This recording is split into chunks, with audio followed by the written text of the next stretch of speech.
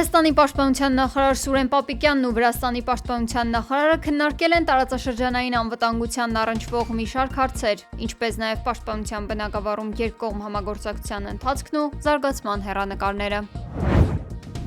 Բոլոր նոր բաժանորդների որոշումը ինչպես նշվեց։ Հեցի ժամանակավոր կառավարիչ Ռոմանոս Պետրոսյանը մանրամասներ է ներկայացրել ընկերության պետականացման գործընթացի ժամկետների եւ կարգի վերաբերյալ։ Ըստ նրա, եթե մինչեւ մայիսի 25-ը սեփականատերերի ներկայացուցիչների հետ բանակցությունների արդյունքում 100% բաժնետոմսերը պետությանը չփոխանցվի, կառավարությունը կճանաչի հանրային գերակաշահ, որից հետո անկախ փորձագիտական կազմակերպությունը կգնահատի ընկերության շուկայական արժեքը, իսկ այդ դեպքում պետությունը ստիպված կլինի սեփականատիրոջը վճարել շուկայական արժեքն ու հավելյալ 15%-ի չափով գումար։ Անդրադառնալով կադրային նշանակումներին եւ իր թիմակիցներին հեցի տարբեր կառույցներում պաշտոնների նշանակելու քննադատությանը, Ռոմանոս Պետրոսյանը դա բնական գործընթաց է համարել։ Այն պաշտոններում, որոնք ենթադրում են հայեցողություն, որոնք պահանջում են նաեւ անձնական վստահություն եւ թիմայնություն, այդ պաշտոնները բնականաբար նշանակվել են իմ թիմակիցները, ում հետ որ ես ճանապարհ եմ անցել, անցնում եմ եւ անցնելու եմ։ Դրանում ոչինչ չկա զարմանալու։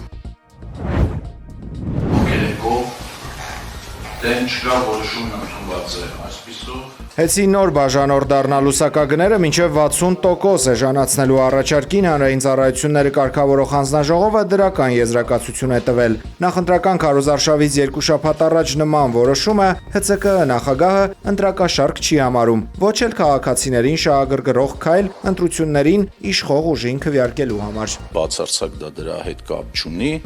մենք այս մասին դեռևս հայտնել էինք ամիսներ առաջ, որ կա մենք չէ ավելի շուտ հեցի ղեկավար կազմը, որը որ նախնական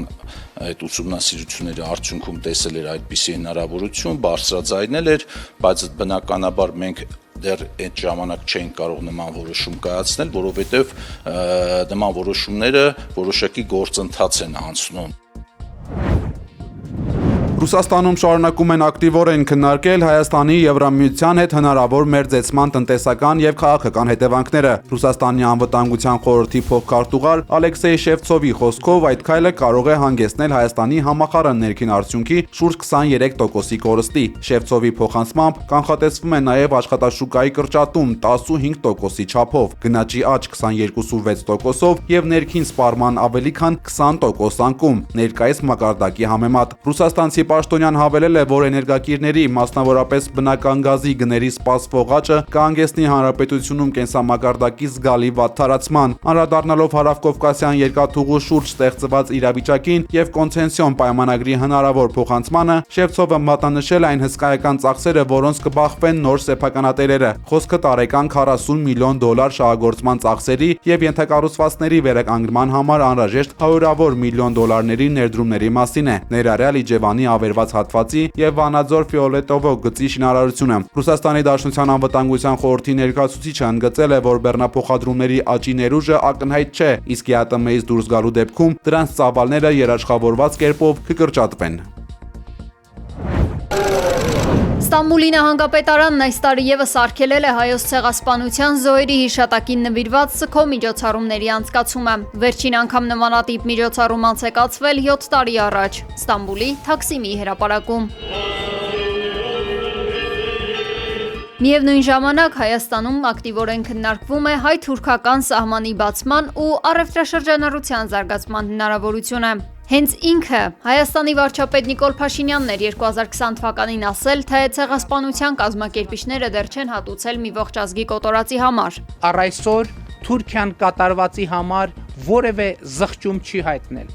ներողություն չի հայցել։ Դա է պատճառը, որ մենք այսօր հայտարարում ենք, հիշում ենք եւ պահանջում։ Իր իսկ հայտարարությունից 5 տարի անց ասել էր. մեջբերում պետք է պարզել իրականում ինչ է տեղի ունեցել եւ ինչու։ Պետք է հասկանանք լավ ինչ է տեղի ունեցել եւ ինչու է տեղի ունեցել։ Եվ ինչպես ենք մենք դա ընկալել, ում միջոցով ենք ընկալել։ ԱՄՆ-ի եւ Իրանի միջև հրադադարի ռեժիմը կպահպանվի այն դեպքում, եթե Իսրայելի եւ Լիբանանի միջև զինադադարը շարունակվի, հայտարարել է ՄԱԿ-ում Իրանի մշտական ներկայացուցիչ Ամիր Սաիդ Իրավանին։ Սա իրանական կողմից առաջ քաշված պայմաններից մեկն է, նշել է նա։ Ավելի վաղ երկշաբաթյա հրադադարից հետո ԱՄՆ նախագահ Դոնալդ Թրամփը հայտարարել էր, որ այն կշարունակի միակողմանի ձևով։ Իսրայելի զինված ուժերը ձերբակալել են Լիբանանի բանակի զինծառայող Պատրիկ Անդրանիկ Բաքարյանին, հայտնել են լրատվամիջոցները։ Շրջանավող տեղեկությունների համաձայն նա գնացել էր ընկերուհուն տեսակցելու։ Ռազմական աղբյուրները հայտնել են, որ զինծառայողը 3 օր էր, ինչ համարվում էր անհետ կորած, եւ այժմ նրա հետ տեղի ունեցածի հանգամանքները բարձելու համար իրականացվում է հետաքննություն։ Միջոցներ են ձեռնարկվում Բաքարյանին հնարավորինս շուտ ազատ արձակելու ուղղությամբ։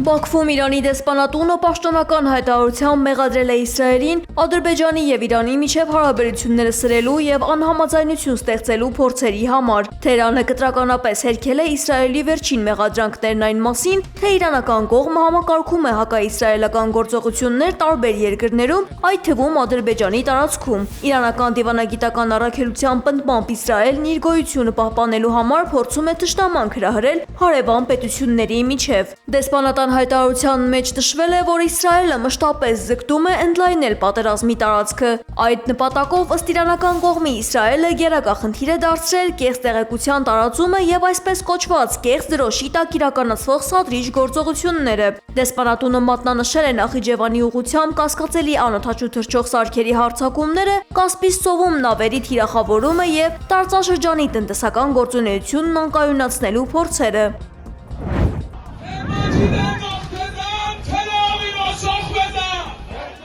Հրադադարի ավարտի ֆոնին Թեհրանի կենտրոնական հրապարակներում իրանական զինված ուժերը ցուցադրել են Խորեմշահր եւ Ղադր տեսակի հզոր հրթիռները։ Թեհրանի փողոցներում հազարավոր մարդիկ հավաքվել են հետևելու զինտեխնիկայի շարժին։ Ստեղծված ճգնաժամային իրավիճակում Մեծ Բրիտանիան ստանձնել է դիվանագիտական նախաձեռնողի դերը, Լոնդոնում հյուրընկալելով ավելի քան 30 երկրի ռազմական փորձագետների։ Հանդիպման հիմնական նպատակը Միացյալ Թագավորության եւ Ֆրանսիայի գլխավորության միջազգային առաքելություն ստեղծելն է, որը պետք է պաշտպանի նավագնացությունը Հորմուզի նեղուցում։ Բրիտանական կողմը նշել է, որ առաջնահերթությունը դիվանագիտական համաձայնությունները գործնական ծրագրի վերածելն է, ինչը կապահովի նավերի ազատ տեղաշարժն ու կնպաստի տարածաշրջանում երկարատև խաղաղության հաստատմանը։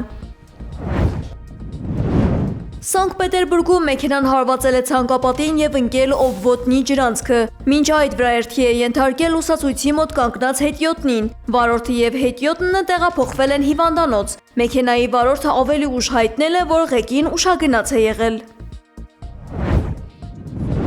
Ավելի քան 200 զբոսաշրջիկ շուրջ 2 ժամ ստիպված է եղել անցկացնել Բրազիլիայի հայտնի Դոս Իրմաուս բլրի գագաթին, սպասելով վտանգի ավարտին։ Պատճառը բլրի ստորոտում բռնկված կատաղի փոխհրաձգությունն էր ոստիկանության հատուկ ջոկատայինների եւ տեղական թմրակարտելի անդամների միջև։ Զբոսաշրջիկները, որոնք բարձրացել էին վայելելու Ռիո դե Ժանեյրոյի տեսարանը, հայտնվել են իսկական թակարդում, քանի որ դեպի վեր տանող միակ արահետն անցնում էր հենց այն տարածքով, որտեղ ընթանում էին մարտական գործողությունները։ Միայն իրավիճակի հանդարտվելուց հետո է հնարավոր եղել տարհանել մարդկանց։